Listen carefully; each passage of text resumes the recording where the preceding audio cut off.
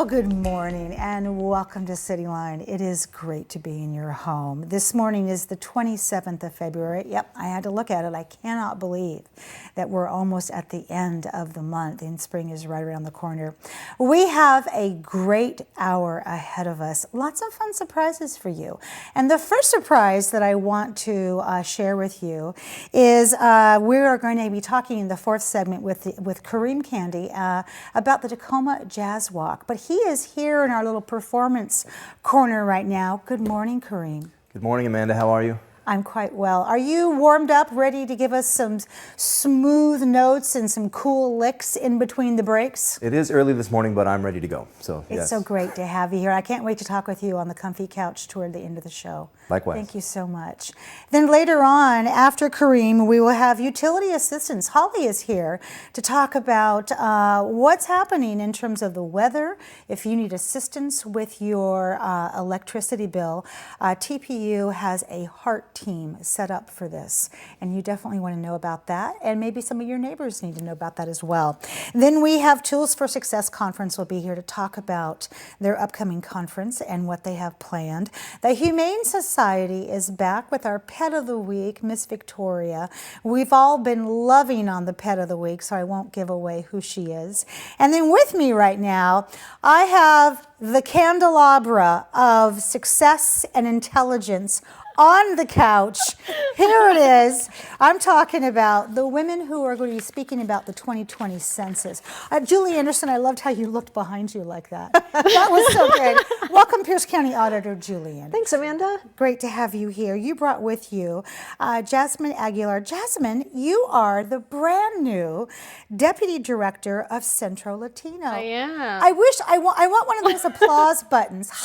You know, maybe we could do one in the background. I want one of those that goes up or something like this. Welcome to CityLine. Welcome to Tacoma. You and I have a bigger date on this couch with just you. Promise? You already know. All right. And then beautiful Julie Tran, you are a wonderful community advocate for immigrant and refugee population. Welcome back, my dear. Thank you. Good to have you here. All right, Julie. So you are so busy. I follow you throughout your life everywhere. What are you doing here? We normally don't see you here until election time. Not that I don't want you here more often, but when people run, you don't run, you sprint. Well, there's two big things happening in our nation right now and happening in our community. One is the presidential primary that people are losing their minds about. So we're doing that right now, and that is March 10th. But March 12th is the beginning of the decennial census. And one of the reasons my office is involved is the census and elections go together like peanut butter and chocolate, I think, because we're all about counting everybody once, only once, and in the right place, and also making sure that everybody participates, including hard-to-reach populations, not just geographic neighborhoods, but populations of people who may not think that the census applies to them or may not understand it. So we've been working on this for a year, and the Census Bureau has been working on this for several years. Here's what's new that people need to know about. The census is counting on about 60% of the United States population to take the census online through a portal. That portal is going to open on March 12th and be open past Census Day, April 1st, but everyone should consider April 1st the deadline. We really need you to respond by April 1st. But try out the portal, it's easy. They also have a telephone option with real operators. Both of those modalities, online and the phone, have 13 different language options, so everybody should be able to participate. So whether it's online or by phone, start looking for a letter in the mail from the Census Bureau inviting you to take the census. And I'm not sure why they call it an invitation, because the census is mandatory. I was going to say, it's not optional. I mean, it's nice they use friendly language, but everybody has an obligation to be counted. And speaking of counted, this is not a big questionnaire survey thing. The Census Bureau does surveys year-round, all the time. Some of them are long form, some of them are the American Community Survey. That's the stuff where they want to know how many refrigerators you have and what kind of car you drive. That is not this. Thank you. This is the decennial census, which is nothing but a head count. It's just 10 questions. tied to your residential address, who lives there, what's your name, what's your birth date, what's your race, stuff like that. 10 questions, 10 minutes, but 10 years of impact. Wow. So I've got more to say, but... But before I move on to Jasmine, I want you to talk about what they will not ask you and why it's only 10 questions, and what is the impact of not answering this on our community? Sure. So the census, among many other things, is used to derive federal funding and how it's apportioned to our community. And it's also used for political apportionment. The number of people that are living in our area defines how many congressional districts we have, which equals how many electoral seats we have. And that's a different show. Yes. But so it's got political impact, but also financial impact. And the Census Bureau estimates that for Pierce County, every person 10 years ago that was not counted, whether it was a 4-year-old child or a senior citizen, doesn't matter, every person who went uncounted, we lost $1,600 per year for 10 years in federal funding. That's not new math. No, that's a lot of money. That's pretty straightforward. So whether we have 1% of Pierce County zone out and not participate, or whether we have 10% of communities of color or people who don't speak English well, either way, we're leaving money on the table. And it also deprives us of really seeing what our community is and what it looks like. Exactly. Yeah. Speaking of I want to say go right one more ahead. thing. What they won't ask for. Yep. So they won't ask for a social security number. They're not going to ask to come inside your house. They're not going to ask for money. So the most sensitive information they're going to ask for is birth date and your complete name and how old you are, your gender, your sex. Right.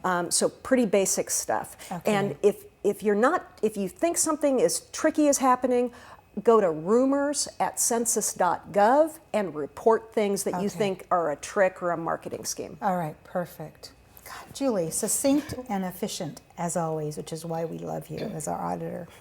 All right, Jasmine, first off, I want to say welcome, as I said before, and I want you to say hello to our Latino population. Buenos días. Buenos días. Buenos ¿Cómo días. está? Muy bien. Excellent. Thank you. Let's talk about Central Latino. What does it do in our community, and what role does it play in this census?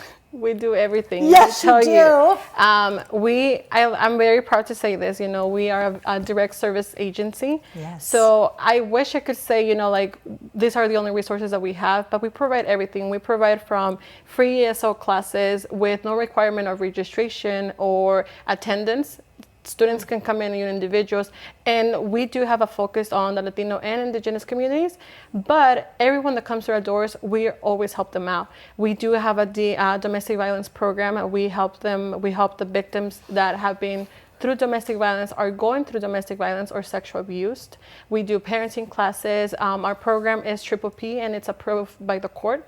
So sometimes we've had clients that come in through our doors and say, I have a surgery, and this was an actual case. I have a surgery, and people at a certain hospital do not want to provide me with someone to help me fill out the form to register for my surgery.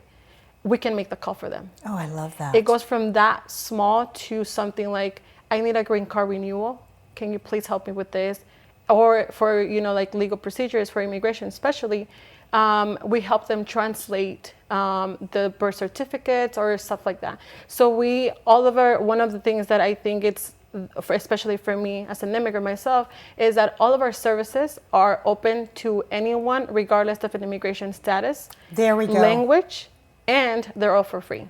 I love that. We work very hard to make sure that all these direct services are for free. It is not easy, but we make sure that we provide them for the community because, as under our new leadership from Dr. Baca, who yes, and he's awesome. Dr. Baca is amazing. He's amazing, and we are working very hard to make sure that we put community first and also prioritize our partners. I love that. So you are busy trying to reach this huge population that we have here with the census coming up, and also just making sure that they are healthy and able to participate in this community. Yes. So we are actually, Centro Latino was one of the 40 and plus organizations that received funding from the Greater Tacoma Foundation. And we are actually a tri-coalition. So we are partnered with the Washington State Commission on Hispanic Affairs, who are the leaders on ensuring a complete count statewide of the Latino community. And then also with the Center of Leadership, of Latino Leadership, and then Centro Latino, we are the fiscal agent. But here's the thing. Based on the data, and I'm a very analytical person, but based on our data, we developed, my team and I developed an engagement plan that hits 3 initiatives. Okay. The first one is the higher education and higher ed and education initiative, and this includes Centro Latino forming partnerships with public school districts in Pierce County, because based on our funding, our resources have to stay within the Pierce County limits. And so we're ensuring that we form partnerships with the public school districts, with community colleges, with student organizations, student government, including ASB in high school, and then also 4-year public and private universities. I love that. So you've got such a great outreach plan, and I want more, which is why I want you back on the couch soon. Because Yes. I want to also talk about, Julie, your work with immigrants and refugees. What are some of the challenges that these folks face in terms of the census? Yeah, well, like Julie Anderson had mentioned earlier, is that this is a required count for everybody. So it doesn't have anything to do with in terms of whether or not you're a naturalized citizen. So, but I think a lot of the work currently, like as when I'm not formally connected to the census, but even in financial counseling sessions or just out in the community in my volunteer work, people are afraid. They don't trust the government. There's a lot of mistrust, and figuring out how to have a conversation about what the census really is about. What does it mean?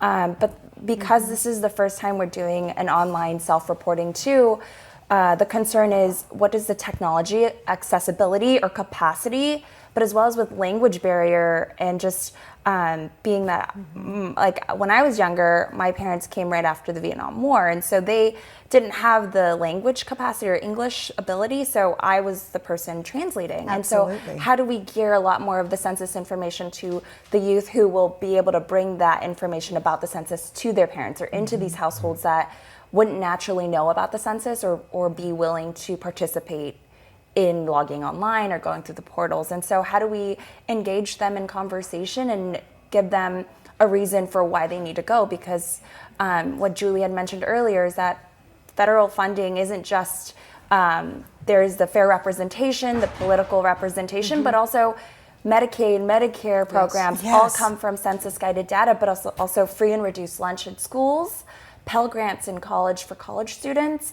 These all come back to who's being counted. And, Who's being counted. and so it's really important for especially communities who didn't feel like they're empowered to participate. not This feeling is the seen. time. Yes. That's to make the people who feel invisible to really be visible. And the count is a wonderful way to And start all three of combating you that. have such a beautiful, warm, inviting way about explaining this.